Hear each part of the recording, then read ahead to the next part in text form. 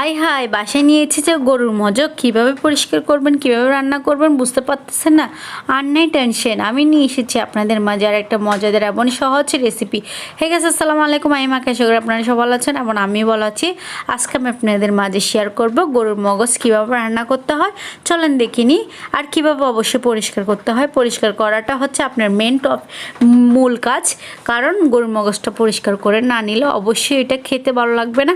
প্রথমে আপনারা কী করবেন, একটা হাঁড়িতে গরম পানির মধ্যে মগজটাকে দিয়ে দিবেন। দেওয়ার পর এরপর দিয়ে দিবেন হলুদের গুঁড়া দেওয়ার পরে আপনার কিছুক্ষণ নেড়ে ছেড়ে যখন পানিটা একটু ফুটে আসবে, পানিটা যখন গরম হয়ে আসবে এবং মগজটা যখন একটু সাদা হয়ে আসবে, আপনারা তো অবশ্যই বুঝতে পারবেন কোন পর্যায়ে এসে এই মগজটাকে নামিয়ে নিতে হবে। এমনকি বেশি সিদ্ধ করার দরকার নাই। এরপর দেখেন কিভাবে আমি মগজের এই রগগুলো তুলতেছি। এই রগটা অবশ্যই পরিষ্কার করতে হবে, অবশ্যই পরিষ্কার করতে হবে।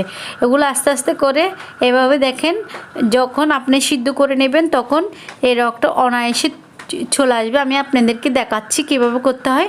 আপনারা আমার হাত দিকে লক্ষ্য করলে বুঝতে পারবেন এগুলো দেখতে কেমন যেন। এগুলো এভাবে টানে টানে একটা একটা করে সবগুলো তুলে নেবেন। দেখেন কিভাবে কি সুন্দর করে উঠে আসতেছে। যখন সিদ্ধ হয়ে যাবে তখন একদম অনায়াসে উঠে আসবে সবগুলো রগ। এভাবে তুলে নেওয়ার পর পরিষ্কার করে নেওয়ার পর দেখেন এই পর্যায়ে এসেছে। সবগুলো আমি পরিষ্কার করে নিয়েছি। পরিষ্কার করে নেওয়ার পর একটা হাঁড়িতে তেল গরম করে নেব। তেল গরম করে এর মধ্যে দিয়ে দিব আপনার পেঁয়াজ কুচি। পেঁয়াজগুলোকে কিছুক্ষণ নেড়েছে। অবশ্যই পেঁয়াজটা আমি অনেক পরিমাণে দিয়েছি, মগজের চেয়ে একটু বেশি পরিমাণে দিয়েছি পেঁয়াজটা। এতে করে আপনার টেস্টটা ভালো আসবে। আপনারাও ট্রাই করবেন পেঁয়াজ একটু বেশি করে দিতে।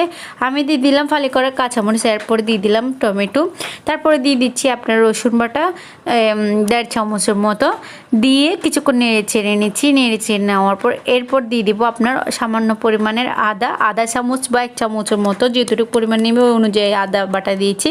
এরপর দিব আপনার জিরা, গরম মশলা, গোটা মশলা, দারচিনি, এলাচ সবগুলো একসাথে বেটে নিয়েছি। বেটে নেওয়ার পরে এর মধ্যে দিয়ে দিলাম পানি, দিয়ে দিব গরম মশলা গুঁড়া দেওয়ার পরে দিয়ে দিব আপনার মরিচের গুঁড়া। আপনারা দেখতে পাচ্ছেন আমি জালটা অনেক বাড়িয়ে দিয়েছি, কারণ জালটা একটু বাড়িয়ে দিলে খেতে ভালো লাগবে।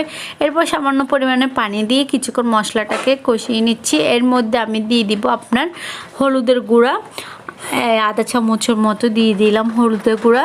দিয়ে দিব আপনার লবণ পরিমাণ মতো, যতটুকু পরিমাণে লবণ লাগবে ওই পরিমাণে লবণ দিয়ে দিলাম।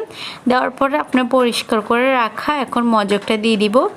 মগজটা দেওয়ার পর আপনার 10 মিনিট বা এর চেয়ে কম সময় লাগবে। আপনারা আন্দাজটা বুঝতে পারবেন যে পরিমাণের আপনার চুলার আঁচ এবং আপনার রান্না করার ধরন অনুযায়ী আপনার সময়টা লাগবে। এভাবে কিছুক্ষণ রান্না করার পরে আমি শেষ পর্যায়ে এসে দিয়ে দিব। দেখেন একদম রসা কষা হয়ে গেছে। এর মধ্যে দিয়ে দিলাম আপনার ধনিয়া পাতা অবশ্যই দিবেন, দিলে এতে টেস্টটা ভালো আসবে। দেখলেন তো কত ইজি, অথচ আপনি এই ভিডিওটা দেখার আগে আপনি ডিপ্রেশনে চলে যাবেন রেসিপিটা কীভাবে কেমনে কি করতে হয়।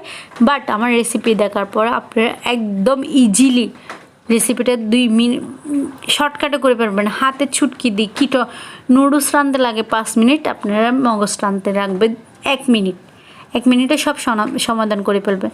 তো আমার ভিডিওটা 1 মিনিট অবশ্যই লাগবে না, এটা এমনি জাস্ট ফান করে বললাম, কথাই কথা, কিছু মনে করবেন না। এবার আমার ভিডিওটা যদি আপনাদের থেকে ভালো লেগে থাকে তাহলে লাইক কমেন্ট সাবস্ক্রাইব করে দিবেন। আর আমার অন্যান্য চ্যানেলগুলো এবং পেজগুলো ফলো করে দিবেন। সবাই ভালো থাকবেন। আল্লাহ হাফেজ।